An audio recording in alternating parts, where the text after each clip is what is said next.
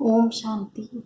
8 जून 8 जुलाई 2020 की मुरली है। बाबा ने कहा, मीठे बच्चे, तुम्हारी पढ़ाई का फाउंडेशन है प्योरिटी। प्योरिटी है तब योग का जौहर भर सकेगा। योग का जौहर है तो वाणी में शक्ति होगी। प्रश्न है, तुम बच्चों को अभी कौन सा प्रयत्न पूरा करना है? उत्तर है, सिर पर जो विकर्मों का बोझा है उसे उतारने का पूरा प्रयत्न करना है। बाप का बनकर कोई विकर्म किया तो बहुत जोर से गिर पड़ेंगे। बीके की अगर निंदा कराई, कोई तकलीफ दी तो बहुत पाप हो जाएगा। फिर ज्ञान सुनने सुनाने में कोई फायदा नहीं। ओम शांति। रूहानी बाप बच्चों को समझा रहे हैं कि तुम पतित से पावन बन पावन दुनिया का मालिक कैसे बन सकते हो।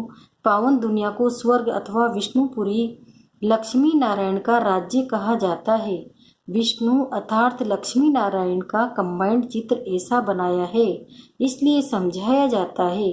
बाकी विष्णु की जब पूजा करते हैं तो समझ नहीं सकते हैं कि ये कौन है। महालक्ष्मी की पूजा करते हैं परंतु समझते नहीं है कि ये कौन है। बाबा अभी तुम बच्चों को भिन्न भिन्न रीति से समझाते हैं। अच्छी रीति धारण करो। कोई कोई की बुद्धि में रहता है कि परमात्मा तो सब कुछ जानते हैं, हम जो कुछ अच्छा व बुरा करते हैं वह सब जानते हैं। अब इसको अंधश्रद्धा का भाव कहा जाता है। भगवान इन बातों को जानते ही नहीं। तुम बच्चे जानते हो, भगवान तो है पतितों को पावन बनाने वाला। पावन बनाकर स्वर्ग का मालिक बनाते हैं। फिर जो अच्छी रीति पढ़ेंगे वो ऊंच पद पाएंगे।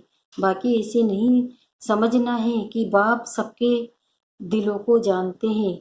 ये फिर बेसमझी कही जाएगी। मनुष्य जो कर्म करते हैं उनका फिर अच्छा व बुरा ड्रामा अनुसार उनको मिलता ही है। इसमें बाप का कोई कनेक्शन ही नहीं है। यह ख्याल कभी नहीं करना है कि बाबा तो सब कुछ जानते ही है।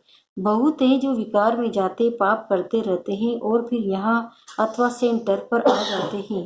समझते हैं बाबा तो जानते हैं, परंतु बाबा कहते हैं हम ये धंधा नहीं करते हैं। जानी जाननार अक्सर ही रोंगे। तुम बाप को बुलाते हो कि आकर पतित से पावन बनाओ, स्वर्ग का मालिक बनाओ, क्योंकि जन्म जन्मांतर के पाप सिर पर बहुत है। इस जन्म के भी हैं, इस जन्म के पाप बतलाते भी हैं। बहुतों ने ऐसे पाप किए हैं जो पावन बनना बड़ा मुश्किल लगता है। मुख्य बात है ही पावन बनने की। पढ़ाई तो बहुत सहज है, परंतु विकर्मों का बोझा कैसे उतरे उसका प्रयत्न करना चाहिए। ऐसे बहुत है अथाह पाप करते हैं, बहुत डिससर्विस करते हैं, बीके आश्रम को तकलीफ देने की कोशिश करते हैं। इसका बहुत पाप चढ़ता है। यह पाप आदि कोई ज्ञान देने से नहीं मिट सकेंगे। पाप मिटेंगे फिर भी योग से। पहले तो योग का पूरा पुरुषार्थ करना चाहिए, तब किसी को तीर भी लग सकेगा। पहले पवित्र बने, योग हो, तब वाणी में भी जोहर भरेगा। नहीं तो भल किसी को कितना भी समझाएंगे, किसी को बुद्धि में जचेगा नहीं, तीर लगेगा नहीं। जन्म जन्मांतर के पाप है ना। अभी जो पाप करते हैं वो तो जन्म जन्मांतर से भी बहुत हो जाते हैं। इसलिए गाया जाता है सतगुरु के निंदक ये सत बाबा, सत टीचर, सतगुरु है। बाप कहते ही बीके की निंदा कराने वाले का भी पाप बहुत भारी है। पहले खुद तो पावन बने। किसी को समझाने का बहुत शौक करते हैं, योग पाई का भी नहीं, इससे फायदा क्या। बाप कहते हैं मुख्य बात है याद से पावन बनने की। पुकारते भी है पावन बनने के लिए है। भक्ति मार्ग में एक आदत पड़ गई है धक्के खाने की, फालतू आवाज करने की। प्रार्थना करते हैं परंतु भगवान को कान कहाँ है। बिगर कान बिगर मुख सुनेंगे, बोलेंगे कैसे। वो तो अव्यक्त हैं। यह सब है अंधश्रद्धा। तुम बाप को जितना याद करेंगे उतना पाप नाश होंगे। ऐसे नहीं कि बाप जानते हैं, ये बहुत याद करता है, ये कम याद करता है, ये तो अपना चार्ट खुद को ही देखना है।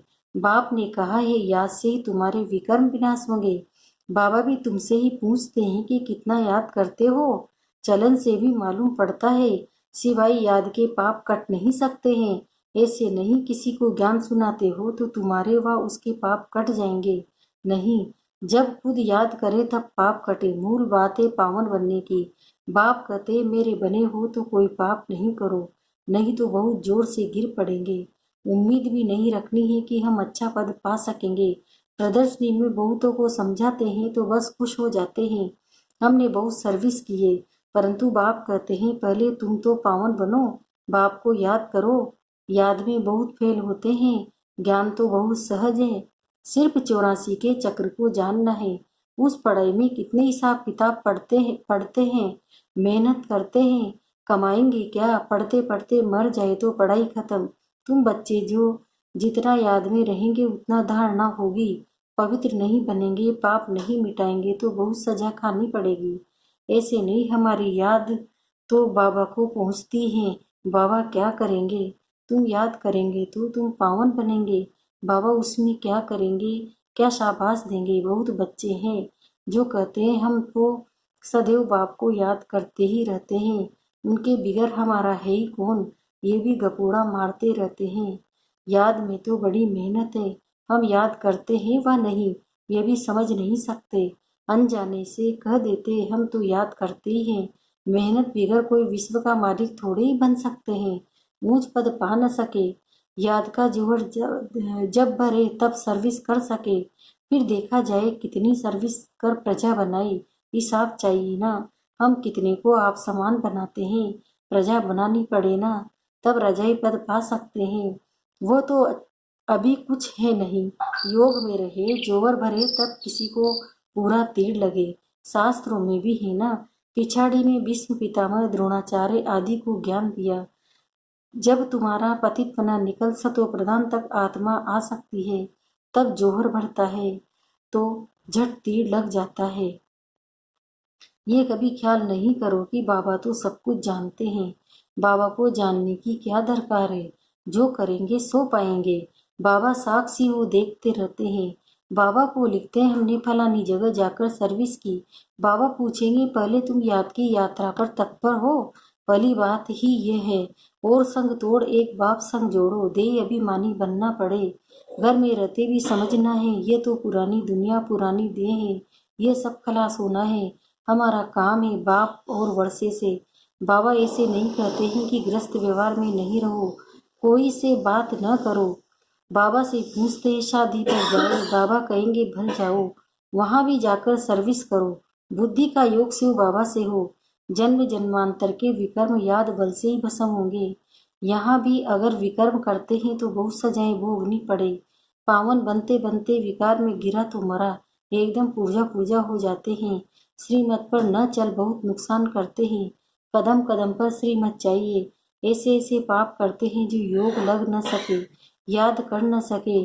कोई को जाकर कहेंगे भगवान आया है, उनसे वर्षा लो तो मानेंगे नहीं, तीर लगेगा नहीं। बाबा ने कहा है भक्तों को ज्ञान सुनाओ, व्यर्थ किसी को न दो, नहीं तो और ही निंदा कराएंगे। कई बच्चे बाबा से पूछते हैं बाबा हमको दान करने की आदत है, अब तो ज्ञान में आ गए हैं, अब क्या करें? बाबा राय देते हैं बच्चे गरीबों को दान देने वाले तो बहुत है। गरीब कोई भूख नहीं मरते। फकीरों के पास बहुत पैसे पड़े रहते हैं। इसलिए इन सब बातों से तुम्हारी बुद्धि हट जानी चाहिए। दान आदि में भी बहुत खबरदारी चाहिए। बहुत ऐसे ऐसे काम करते हैं बात मत पूछो, और फिर खुद समझते नहीं कि हमारे सिर पर बोझा बहुत भारी होता जाता है। ज्ञान मार्ग कोई हंसी कुड़ी का मार्ग नहीं है। बाप के साथ तो फिर धर्मराज भी है। धर्मराज के बड़े बड़े डंडे खाने पड़ते हैं। कहते हैं ना जब पिछाड़ी में धर्मराज देखा लेंगे तब पता पड़ेगा। जन्म जन्मांतर की सजाएं खाने में कोई टाइम नहीं लगता है। बाबा ने काशी कलवट का भी मिसाल समझाया है। वह है भक्ति मार्ग, ये है ज्ञान मार्ग। मनुष्य की भी बलि चढ़ाते हैं, ये भी ड्रामा में नूंद है। इन सब बातों को समझना है। ऐसे नहीं कि ये ड्रामा बना है क्यों है, चक्र में लाया ही क्यों? चक्र में तो आते ही रहेंगे। यह तो अनादि ड्रामा है ना। चक्र में न जाओ तो फिर दुनिया ही न रहे। मोक्ष तो होता नहीं है, मुख्य का मोक्ष नहीं हो सकता। 5000 वर्ष के बाद फिर ऐसे ही चक्र लगाएंगे। यह तो ड्रामा है ना। सिर्फ कोई को समझाने वाणी चलाने से पद नहीं मिल जाएगा। पहले तो पति से पावन बनना है। ऐसे नहीं, बाबा सब जानते हैं। बाबा जान करके ही क्या करेंगे?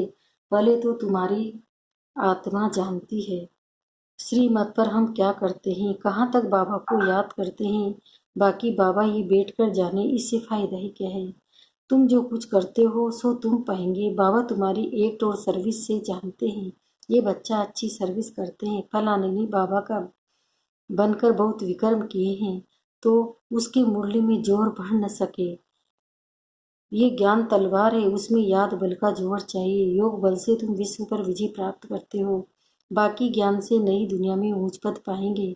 पहले तो पवित्र बनना है, पवित्र बनने बगैर ऊंच पद मिल न सके। यहाँ आते हैं नर से नारायण बनने के लिए, पतित थोड़े ही नर से नारायण बनेंगे। पावन बनने की पूरी युक्ति चाहिए। अन्य बच्चे जो सेंटर संभालते हैं उनको भी बड़ी मेहनत करनी पड़े, इतनी मेहनत नहीं करते हैं, इसलिए वो यह जोहर नहीं बढ़ता, तीर नहीं लगता। याद की यात्रा कहाँ, सिर्फ प्रदर्शनी में बहुतों को समझाते हैं। पहले याद से पवित्र बनना है, फिर है ज्ञान।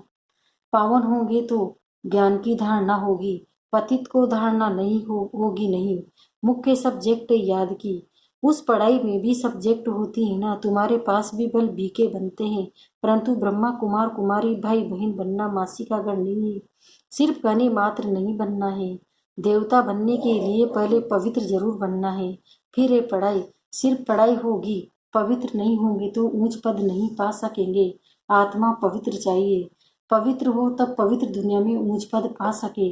पवित्रता पर ही बाबा जोर देते हैं, बिगर पवित्रता किसी को ज्ञान दे न सके।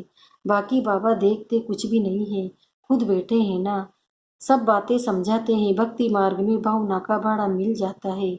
ये भी ड्रामा में नूंद है। शरीर बिगर बाप बात कैसे करेंगे, सुनेंगे कैसे। आत्मा को शरीर है तब सुनती बोलती है।